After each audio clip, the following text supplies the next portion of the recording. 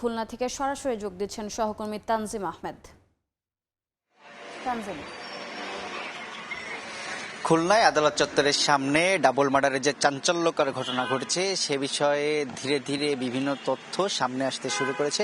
এ পর্যন্ত আমরা যতটুকু জানতে পেরেছি, দুটি শীর্ষ সন্ত্রাসী গ্রুপের মধ্যে আধিপত্য সহ বিভিন্ন বিষয়ে যে দ্বন্দ্ব, তার জেরেই আসলে আজকের এই হত্যাকাণ্ড। এবং ঠিক আদালত চত্বরের এই যে জায়গাটিতে আমরা রয়েছি, একটি অস্ত্র মামলায় মহানগর ও যে দায়রা জজ আদালতে হাজিরা দিতে এসেছিলেন নিহতের হত্যাকাণ্ডের শিকার হয়েছেন যে রাজন ও হাসিব। তারা আসার পরে আসলে হাজিরা শেষে যখন তারা বের হয়ে এই আদালতের গেটটি থেকে বের হয়ে এখানে আসেন, এরপরে আগে থেকে 5-6 জনের একটি দল যারা উৎপেতে ছিল তারা আসলে তাদের উপর হামলা করে।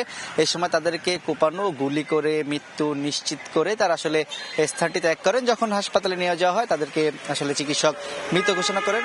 সর্বশেষ খবর আমরা যতটুকু জানতে পেরেছি, তাদের মরদেহ খুলনা মেডিকেল কলেজ হাসপাতালের মর্গে রয়েছে, সেখানে আসলে তাদের স্বজনরা এসেছেন। আমরা বিকেলের দিকে আসলে সেই হাসপাতালেও গিয়েছিলাম, সেখানে একটি বেদনাদায়ক পরিবেশে তৈরি হয়, স্বজনদের কান্নায় হাসপাতাল চত্বর ভারী হয়ে ওঠে।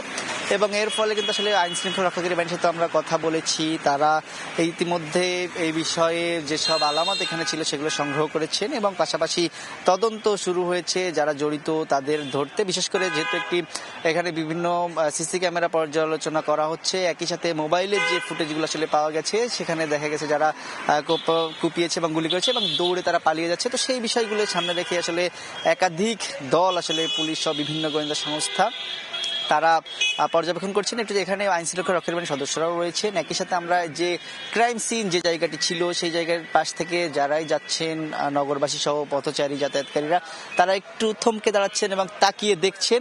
এবং আসলে একই সাথে কিন্তু নগরবাসী উদ্বেগ প্রকাশ করেছেন, অর্থাৎ চলতি মাসেই একই সাথে খুলনায় একাধিক হত্যাকাণ্ডের ঘটনা ঘটেছে, ট্রিপল মার্ডারের ঘটনা ঘটেছে, এরপরে আজকের আবার যে ডাবল মার্ডার, সবকিছু মিলিয়ে আইন শৃঙ্খলা পরিস্থিতির অবনতি নিয়ে এবং আদালত চত্বরের মতো একটি যেখানে নিরাপদ জায়গা মনে করা হয় সেখানেও এই ধরনের হত্যাকাণ্ড অস্ত্র নিয়ে সেটিকে আসলে খুবই শঙ্কার কারণ হিসেবে দেখছেন নগরবাসী। তো খুলনা আদালত চত্বরের সামনে থেকে আজকে যে ডাবল মার্ডারের ঘটনার সর্বশেষ খবর আমার কাছেই ছিল।